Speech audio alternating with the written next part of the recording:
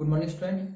I am Gopi Kumar Srivastav, and this is my first video of Business Environment chapter number 3 of class 12 of Business Study.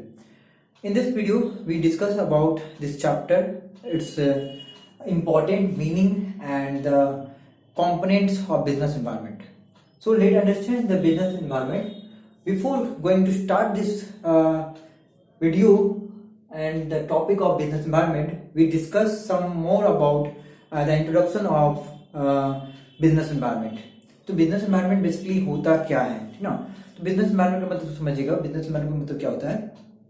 देखिए, हमारे आसपास जो भी changes होता है, अगर मैं कोई बिजनेस कर रहा हूँ तो उसके आसपास का जो भी सराउंडिंग है जो बिजनेस को मेरा अफेक्ट कर सकता है, चाहे वो एक्सटर्नल फोर्सेस हो या इंटरनल फोर्सेस हो, वो दोनों फोर्सेस जो हमारा बिजनेस एनवायरनमेंट को अफेक्ट करता है वो डेफिनेटली बिजनेस एनवायरनमेंट है।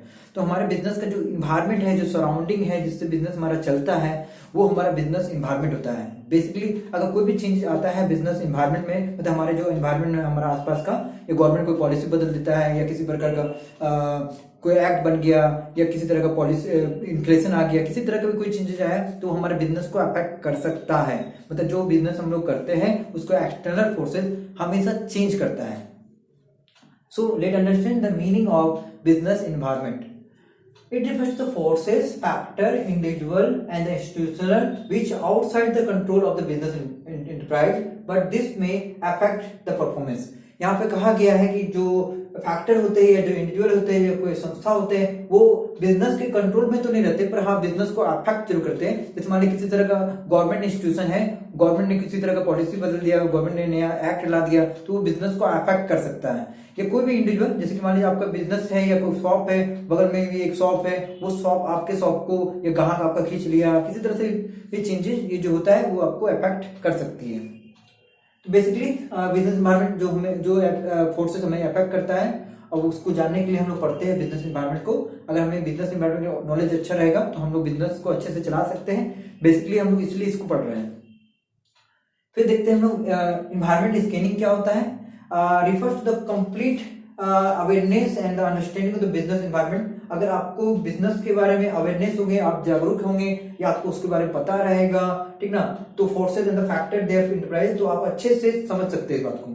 मतलब समझिएगा यहाँ पे कि अगर बिजनेस को चलाना है तो आपको बिजनेस को स्कैन करके रखना पड़ेगा। मतलब कि आपको हमेशा जागरूक रहना पड़ेगा, आपको अंडरस्टैंडिंग रहना पड़ेगा कि आपका बिजनेस में आखिर किस चीज का क्या चीज चल रहा है, क्या नहीं चल रहा है। जैसे टेक्नोलॉजी क्या बदल रहा है, फैशन क्या बदल रहा है, टेस्ट क्या बदल रहा है, तो आपको इन्वायरमेंट के साथ हमेशा चलते रहना है और स्कैनिंग करते रहना है। आपको वहां पे ध्यान देना है कि जो चीज चलेगा, जो जिस तरह का गुड्स का डिमांड होगा, हम उस तरह का गुड्स का डिमांड को पूरा करेंगे, हम उस तरह का गुड्स को प्रोड्यूस करेंगे। तो जब इस तरह का काम करते हैं आप, तो वो हमारा इन्वायरमेंट या स्कैनिंग कहलाता है, ठीक ना।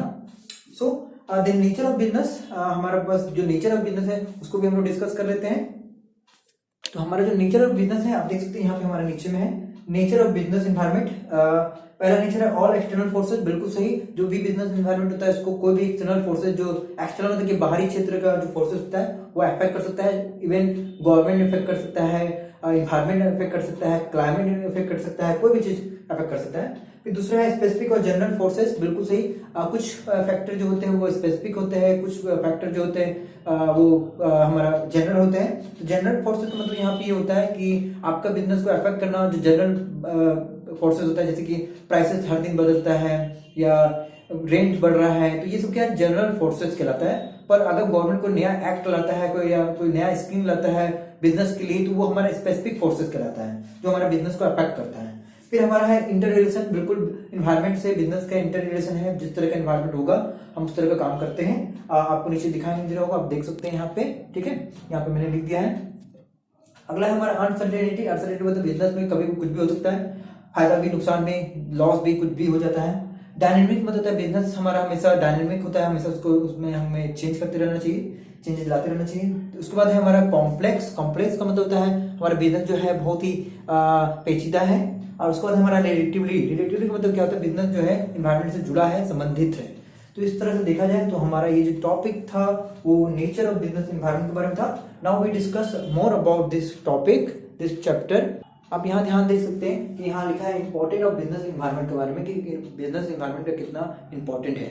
ठीक है। तो देख सकते हैं फर्स्ट मूवर एडवांटेज, और फर्स्ट मूवर एडवांटेज मतलब क्या होता है, देखिए अगर किसी प्रकार का बिजनेस कर रहे हैं और आपको लग रहा है कि जैसे कि जियो जब मार्केट में आया था तो उसको लगा था कि मार्केट को जियो का जरूरत है, जियो का नेटवर्क का जरूरत है, तो एक फर्स्ट मूवर एडवांटेज उठाया जियो को लाकर, जिससे उसको बहुत ज्यादा फायदा हुआ।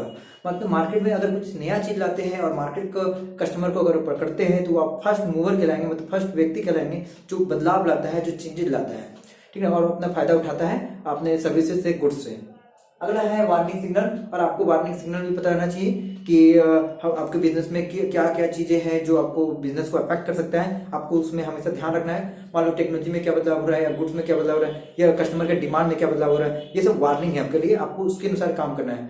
जिस तरह का डिमांड होगा आप उस तरह का गुड्स प्रोड्यूस करेंगे तो आपका बिजनेस अच्छा चलेगा। Help in tapping the resources, आप रिसोर्स को कलेक्ट कर सकते हैं, टेपिंग कर सकते हैं बिजनेस को चलाने के लिए, क्योंकि आप जिस तरह का बिजनेस होगा उस तरह का आपको रिसोर्स भी जरूरत पड़ता है, जो कि आपको टेपिंग करना पड़ेगा, मतलब कलेक्शन करना पड़ेगा। अगला हेल्प टू एडप्ट चेंजेस, आपको बिजनेस में हमेशा चेंजेस करते रहना है, ये नहीं कि आप एक ही तरह का बिजनेस को हमेशा चला रहे हैं, आपको हमेशा वहां बदलाव करते रहना है। अगला है help in the making planning and the policy, बिल्कुल इन्वायरमेंट, बिजनेस इन्वायरमेंट के अनुसार गवर्नमेंट या कोई भी बिजनेसमैन अपना प्लानिंग या पॉलिसी को बनाता है और उसको बिजनेस को उस तरह से चलाता है। अगला हमारा इंप्रूवमेंट इन द परफॉर्मेंस, बिल्कुल सही है कि हमें जो बिजनेस कर रहा हूँ उसमें हमेशा इंप्रूवमेंट करते रहना है, मुझे बदलते रहना है, चेंजेस लाते रहना है, डायनेमिक होना चाहिए हमारा बिजनेस, और बिजनेस में हमेशा चेंजेस आते रहना चाहिए, तो कस्टमर हमारा छोड़ देता है बिजनेस को या हमारा गुड्स को नहीं खरीदता है। अगला है इकोनॉमिक इन्वायरमेंट, जो हमारा बिजनेस इन्वायरमेंट को अफेक्ट करता है। बिजनेस इन्वायरमेंट के लिए हमें इकोनॉमिक इन्वायरमेंट को भी जानना जरूरी है।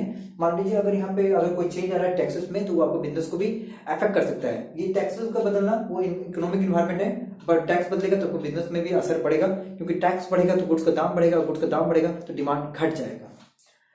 Change in the income, saving and investment, अगर लोगों को सेविंग में, इनकम में कोई बदलाव होता है तो आपको बिजनेस में भी बदलाव होने लगेगा, अफेक्टेड होने लगेगा। मान लीजिए लोगों का इनकम कम हो गया तो आपका डिमांड जो है गुड्स का, या आप जो बिजनेस कर रहे हैं उसका भी डिमांड घट जाएगा, आपको गुड्स का डिमांड भी घट जाता है। Any change in the value of rupees, अगर मान लीजिए रुपीज में भी चेंज हो रहा है, मान लीजिए एक टाइम में डिमोनेटाइजेशन हुआ था जिसमें 500 के नोट को बंद कर दिया गया था, तो इससे बिजनेस बहुत अफेक्टेड हुआ था। तो चेंजेस रुपीज में करना या किसी में करेंसी में चेंज करना, वो भी आपको दिक्कत कर सकता है। अगला है change in the interest rate, बिल्कुल आप कहीं से लोन लेते हैं और उसमें अगर आरबीआई ने रेट को बढ़ा दिया तो कमर्शियल बैंक भी इंटरेस्ट, ब्याज का रेट को जो है बढ़ा देता है। अब ब्याज का रेट अगर बढ़ जाता है तो जो बिजनेसमैन होते हैं उसको लोन लेना बहुत दिक्कत हो जाता है। तो ये अगर वो बिजनेस में लोन नहीं लेगा तो वो गुड्स को खरीद नहीं सकता तो बेचेगा नहीं, तो यहाँ से उसको बहुत दिक्कत होने लगता है। तो कोई भी चेंजेस हो इन्वायरमेंट का इकोनॉमिक से रिलेटेड, वो आपका बिजनेस इन्वायरमेंट को भी दिक्कत करने लगता है। Any change in inflation, prices को बढ़ना, वो भी बिजनेस को अफेक्ट करता है। जीडीपी हो गया, पर कैपिटा इनकम हो गया, नेशनल इनकम हो गया, हर चीज आरबीआई का जो रूल है आपकी बिजनेस को अफेक्ट करता है थ्रू इकोनॉमिक इन्वायरमेंट।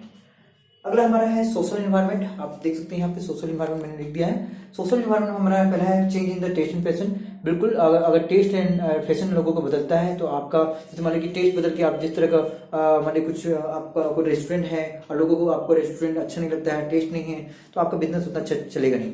तो लोगों का टेस्ट के अनुसार आपको बदलना पड़ेगा, लोग जिस तरह का डिमांड करेंगे आप उस तरह का सप्लाई अगर करेंगे तो आपका बिजनेस अच्छा चलेगा। अगला है change in the social trend, बिल्कुल सही, लोगों का जो ट्रेंड होता है वो समय के अनुसार बदलते रहता है, हमेशा टेक्नोलॉजी के हिसाब से या टेस्ट एंड प्रेफरेंस के हिसाब से लोग समय के अनुसार, एनवायरमेंट के अनुसार बदलते रहते हैं और ट्रेंड हमेशा बदलते रहता है, ठीक है। अब देख सकते हैं इसके बारे में हमने और भी लिखा है, जैसे increase in the number of working women, बिल्कुल सही, बिजनेस में सोशल इन्वायरमेंट में जो हमारा जो एक बहुत जरूरी इंपॉर्टेंट पार्ट है, जिसमें वुमेन का जो पार्टिसिपेशन होना चाहिए, जो अपॉर्चुनिटी होना चाहिए जॉब का, उसको बढ़ाना चाहिए ताकि इक्वलिटी आए समाज में, जो कि सोशल इन्वायरमेंट को लेके अच्छे से चलेगा। अगला है कस्टम एंड ट्रेडिशन, जो हमारा कस्टम है, ट्रेडिशन है, जिस तरह का हम लोग रहते हैं वो भी हमारे चेंज होना चाहिए, उसमें भी बदलाव होना चाहिए। Celebration of the various festival, जिस तरह का फेस्टिवल होता है उस तरह का हम लोग ध्यान देना चाहिए कि हम लोग को वो बिजनेस करना चाहिए जो जिस तरह का फेस्टिवल है, मान लीजिए दीपावली आ रहा है तो हम दिया बनाएंगे, होली आ रहा है तो हम रंग बनाएंगे, तो इस तरह से हमारा इन्वायरमेंट के अनुसार हमें बिजनेस को चलाना है ताकि हमारा बिजनेस उससे रन करेगा। मान लीजिए दीपावली आ रहा है, हम रंग बना रहे हैं तो हमारा बिजनेस उतना चलेगा नहीं। अगला है चेंज इन द एजुकेशन, बिल्कुल एजुकेशन को चेंज करने की जरूरत है कि जितने अच्छे पढ़ाई होगी उतने अच्छे लोग जागरूक होंगे, उतना अच्छा हमारा देश चलेगा। अगला है स्टैंडर्ड ऑफ लिविंग, लोगों का लिविंग भी बदलना चाहिए, लोग थोड़ा एडवांस होना चाहिए, लोग सिर्फ कम इनकम पे ही नहीं रहे, बड़े इनकम पे जाएं, वो उनका स्टैंडर्ड ऑफ लिविंग बढ़े, उनका रहन सहन बदले, वो स्टैंडर्ड ऑफ लिविंग है। अगला आते हैं लीगल इन्वायरमेंट की ओर। लीगल इन्वायरमेंट में देखा जाए तो होता है इसमें जैसे किसी तरह का एक्ट हो गया या किसी तरह का लेजिस्लेचर आ गया, कोई भी तरह का गवर्नमेंट एक्ट लाता है तो वो भी बिजनेस को अफेक्ट करने लगता है। कोर्ट का जजमेंट कोई आ गया स्टेट के लिए कि नहीं आप बिजनेस इतना वैसे इतना चलाइए, या किसी तरह का बिजनेस के लिए कोई एक्ट आ गया कि आप कस्टमर को ठग नहीं सकते, कस्टमर को ज्यादा दाम नहीं लगा सकते, तो वो बिजनेस को अफेक्ट कर सकता है। Administrative order issue by the government authority, किसी तरह का भी एडमिनिस्ट्रेशन इशू ऑर्डर करना गवर्नमेंट द्वारा में, गवर्नमेंट के अथॉरिटी के द्वारा में, ऑफिशियल के द्वारा में, तो वो भी अफेक्ट करता है। Decision taken by the government every level, कोई भी डिसीजन हो बिजनेस के लिए वो हमें से कोई भी ले सकता है, सेंट्रल लेवल, स्टेट लेवल या लोकल लेवल भी। Making any change in the compulsory, हमेशा जो भी चीजें होता है उसमें ऑर्डर कंपल्सरी होता है कि हाँ ये ऑर्डर है, आपको बिजनेस को इस तरह चलाना है, आपका एनवायरमेंट इस प्रकार का होगा। तो बिजनेस करने के लिए बेसिकली इस चैप्टर में हम लोग ये सीखें कि किस प्रकार से हमें बिजनेस करना है और बिजनेस करने के लिए किन किन चीजों का हमें ध्यान रखना है। सबसे पहले अगर बिजनेस करना है तो आपको बिजनेस को इन्वायरमेंट को स्कैन करना पड़ेगा, मतलब आपको इन्वायरमेंट को समझना पड़ेगा। अगर आप इन्वायरमेंट को अच्छे से समझ जाते हैं तो आपका बिजनेस भी बहुत अच्छे से चलता है। तो डेफिनेटली मैंने यहाँ जितना भी बात किया है वो बिजनेस का एक पॉइंट है, और अगर आप इस पॉइंट को सारे को याद कर लेते हैं तो आपका वैल्यू बेस्ड क्वेश्चन जो है वो भी कंप्लीट हो जाता है, क्योंकि जो वैल्यू बेस्ड क्वेश्चन है यही सारे पॉइंट से निकलता है। So next video we discuss more about, जैसे कि यहाँ पे मैंने इकोनॉमिक इन्वायरमेंट बात किया, सोशल इन्वायरमेंट बात किया, उसके बाद लीगल इन्वायरमेंट बात किया, फिर और भी इन्वायरमेंट के बारे में हमें डिस्कस करना है। और ये जो वीडियो है वो हमारा की पॉइंट पे है जो कि बुक से ही है, ठीक है। तो आप अगर बुक पढ़ते हो तो आप उस बुक को फॉलो कर सकते हैं, देख सकते हैं, जो कि पूनम गांधी है। मैंने उसका ही जो टॉपिक है उसको बताया है, डील किया है, समझाने की कोशिश की है। I hope you all understand this topics and best is not complex subject, this is very easy subject. अगर आप इसको समझने लगेंगे बिजनेस माइंड के जैसा तो आपको बहुत ही इजी लगेगा और आप अच्छे से कर सकते हैं। आपको यहाँ पे पॉइंट के बारे में अच्छे से याद होना चाहिए, तभी आप एग्जाम में भी क्या हो सकता है कि वैल्यू बेस्ड क्वेश्चन का जवाब दे सकते हैं। So thank you, this video is completed. Must write all the point written on the board. Thank you.